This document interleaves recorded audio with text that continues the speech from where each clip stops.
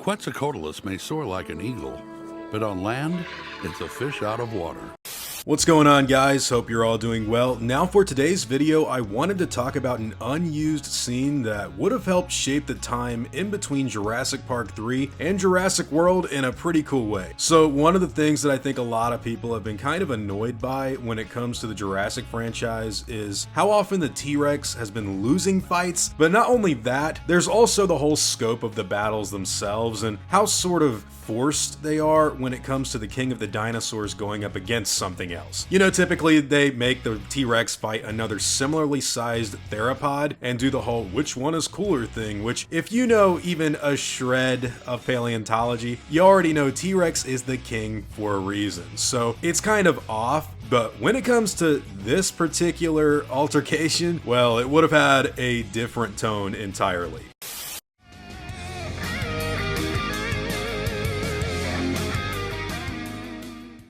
So back in 2016, there was something being worked on called Jurassic World Regenesis. I've done videos on this subject before in the past, but it was basically supposed to be a prequel to not only the first Jurassic World, but really the Lost World Jurassic Park as well. Set in 1994, around the time of Dr. Wu's engine cleanup operation on Isla Nublar, the story would have involved a lot of cool points of interest that we never really got to see in the official canon. Regenesis got canceled after some stuff didn't go through behind the scenes, but when the focus shifted to Fallen Kingdom and Dominion, Chaos Theorem, you know, they kind of repurposed a lot of their work for the stuff used to promote those movies. One thing happened to be the Pteranodon capture that Hoskins took part of after Jurassic Park 3, but this particular T-Rex scene, which was kind of built after that, did not make it into the final canon. Now, the reason this scene is so cool is because it's technically something that could have gone down 65 million years ago in the late Cretaceous, with the Quetzalcoatlus being the focus of a pretty nasty encounter with the T-Rex in 2005. What we're looking at here is a concept of the ACU team trying to stop the Quetzal before it goes into the T-Rex pen, which I find to be really fun because it just looks and feels much more primal and realistic than I think any sort of large carnivore fight turned out to be in the movies themselves. I like the battle with the T-Rex and the Indominus, but when you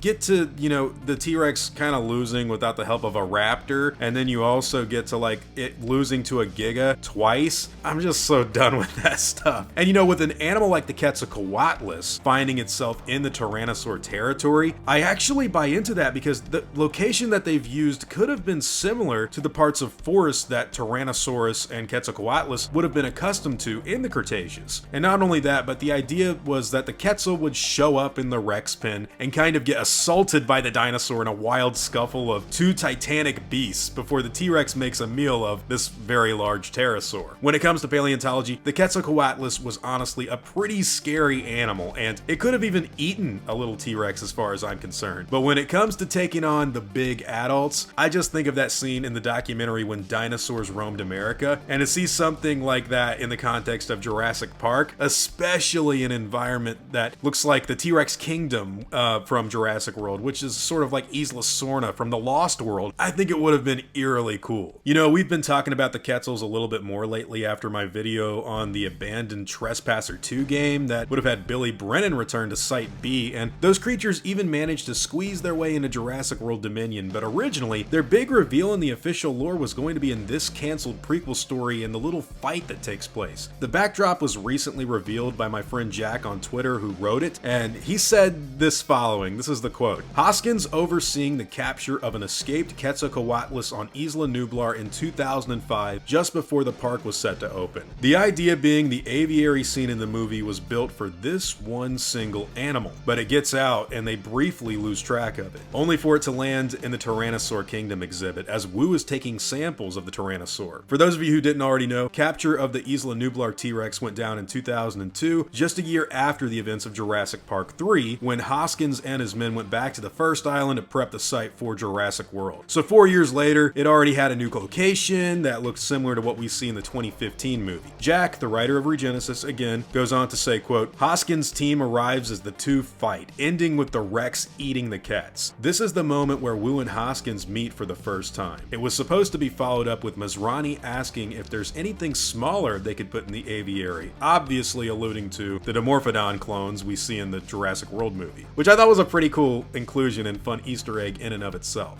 Again, since the Tyrannosaurus Rex has been treated so silly in the Jurassic Park films after The Lost World, save Fallen Kingdom, I will give them credit there. I think a scene in which it just does what a T-Rex is supposed to do would go down really well with the fan base. And not only that, but to see a Quetzalcoatlus just flying around acting normal while people are trying to recapture it and watch it land in the most unfortunate spot imaginable, it's pretty wild. I picture the wings flapping loudly in the forest while men scurry around on foot, trees toppling over while the footsteps of the Rex are felt approaching the large pterosaur, animals screaming at one another, the Rex yanking one of the wings, the Quetzal trying to fight back by biting the T-Rex's eyes or even scarring it up in the scuffle, everyone losing their balance on the ground because of the impact tremors from the feet, or even running for their lives to either get away from the fallen trees or just the simple wind from the wing flaps of the Quetzalcoatlus being too much to handle. Man, it all just sounds so cool and so Jurassic Park. It makes the animals look normal, it makes the T-Rex look alpha, and it makes the security team feel like they are not in control of the situation, which is what Jurassic Park was all about to begin with. The other thing to mention here is that the Quetzalcoatlus is obviously designed after the Kenner toy from the 90s, which I think is pretty cool, but yeah, he would have gotten eaten in a pretty cool way. That is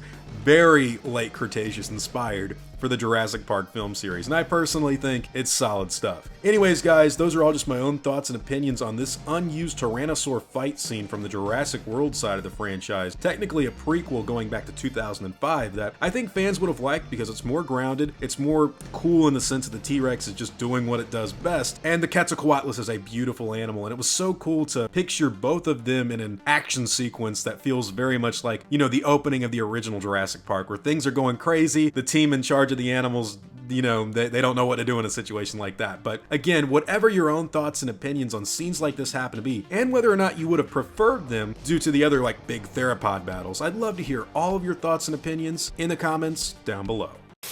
Now before I go, I'd like to thank all of my game wardens and engine executives, as well as all of my park workers and engine hunters as well. You've all helped my channel immensely, and I'm incredibly grateful for all of that support. Now I'd like to thank you all for watching today's video and hope that you enjoyed the content. If you feel like I deserve it, I'd appreciate the like and hope that you all consider subscribing. I'll see you all in the next video guys, and as always, take it easy.